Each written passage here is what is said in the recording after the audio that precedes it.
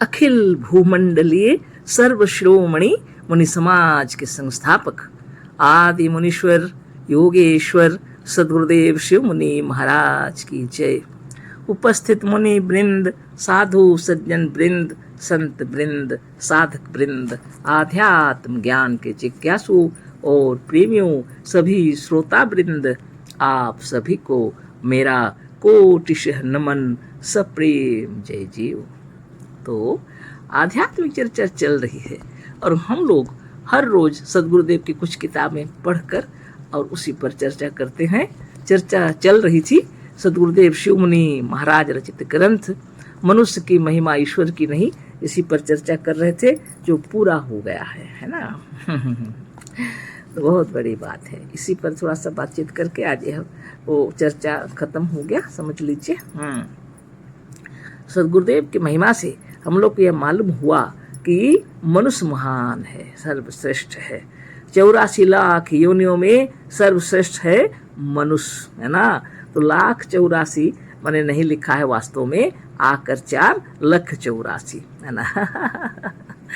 तो सर्वश्रेष्ठ है मनुष्य, इसको जानो, इसको देखो। इसी तरह वेदों ने पुकारा और सद्गुरुदेव आए तो सब ग्रंथों को भी हम लोग के सामने रख दिए।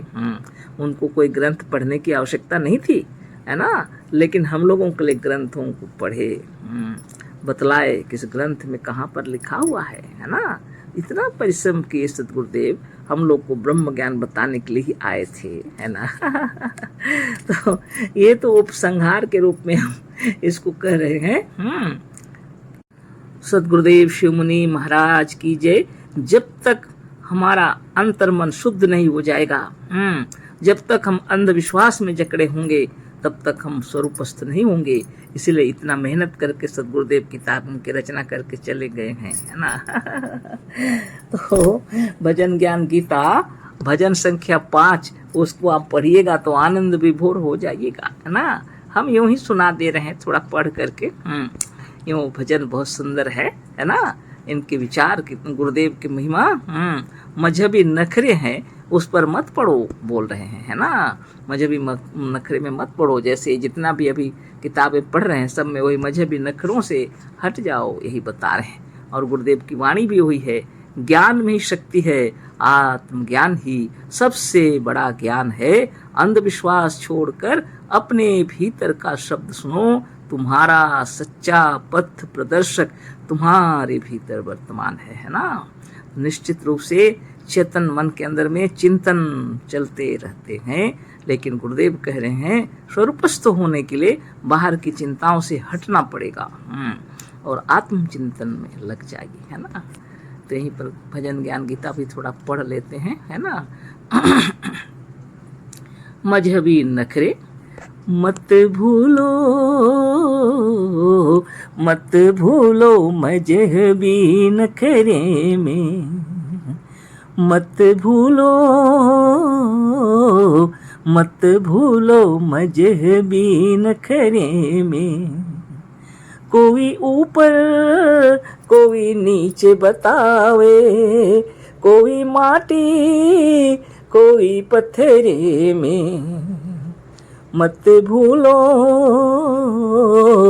मत भूलो मजहबी नखरे में।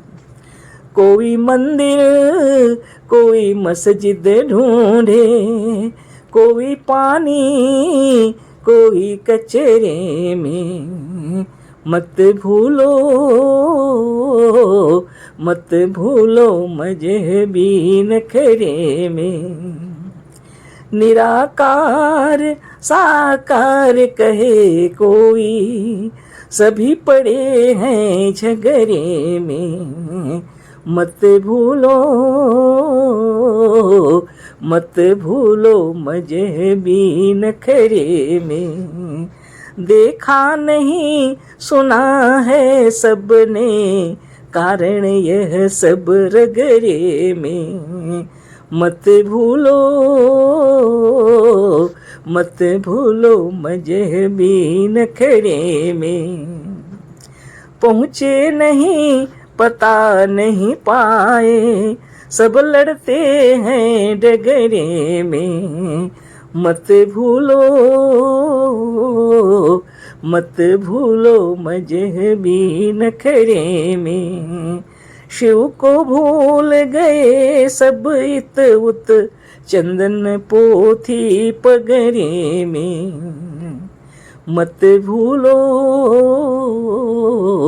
मत भूलो मजहबी नखरे में। सदगुरुदेव शिवमुनि महाराज की जय। इतने सुंदर तरीके से इस ब्रह्म ज्ञान को कैसे हम प्राप्त करेंगे, इसके लिए अंधविश्वास बतला दिए जितने, और ताकि हम अंधविश्वास नष्ट हो, है ना, और हम लोग स्वरूपस्थ हो जाए, आत्मस्थ हो जाए, है ना। और जैसे जैसे स्वरूपस्थ हो जाएंगे शरीर स्वस्थ निर्मल और निरामय हो जाएगा। हम लोग को जब ज्ञान हो जाएगा कि जागृत स्वप्न सुषुप्ति और तुरीय अवस्था सब आत्मदेव की महिमा से है ना। आत्मदेव की महिमा से स्थूल संसार है, स्थूल शरीर है, और इस जगत में हम लोग भ्रमण कर रहे हैं। और जब तक यहाँ रहने का विचार किए हैं, अपने विचार करके रह रहे हैं ना। और जब इच्छा होती है, आत्मशक्ति ने निर्णय किए हुए हैं, तो फिर यहाँ से चले जाते हैं सूक्ष्म में, है ना।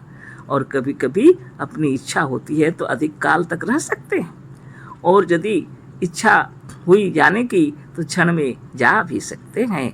इसके लिए स्वतंत्र ज्ञान को धारण करना पड़ेगा, जिससे आत्मज्ञान उपलब्ध हो और समाधिस्थ हो जाए, स्वरूपस्थ हो जाए। इसी को मोक्ष कहते हैं ना। इच्छानुसार कभी स्थूल शरीर में जितना दिन चाहे रह सकते हैं, और इच्छानुसार सूक्ष्म में जा सकते हैं, वहाँ भी जितना दिन चाहे रह सकते हैं। आपकी मर्जी है ना। कभी स्थूल में कभी सूक्ष्म में आप रह सकते हैं। सोना जागना सब आपके अधिकार में है। और ध्यान अवस्थित हो जाएंगे जब, तो सुसुप्त अवस्था से आगे तुरीय अवस्था पे पहुंच जाएंगे, स्वरूपस्थ हो जाएंगे, है ना। तो इतनी सी ही बात थी, है ना। इसको जान लेने पर आप जीवन में सुखी आनंद से रहेंगे। यह ज्ञान अष्टांग योग क्यों बतलाया गया है? ये गृहस्थों के लिए है ना। योगी लोग गृहस्थी होते थे, गृहस्थों के लिए है यह। जो घर परिवार है, जिनके माता पिता हैं, भाई बहन है, गुरुजन है, अड़ोसी पड़ोसी मित्र बंधु सब बांधव सखा है। इस संसार में आप रहेंगे तो अनेक झंझाओं का सामना करना पड़ता है। इन सारे झंझटों से, इन सारे झंझाओं से आप यदि निकल सकेंगे तो योगाभ्यास करना पड़ेगा, है ना। यह सब भी आत्मदेव ने ही बनाए हैं। सारे झंझटों को भी आत्मदेव ने बनाए हैं, उसका उपाय भी आत्मदेव ने बनाए हैं, है ना। आपने सब कुछ रचना की है ना। आपकी रची हुई है सारी चीज़ें। इसलिए इस रहस्य को जब जान जाएंगे तो आनंद विभोर रहेंगे, है ना।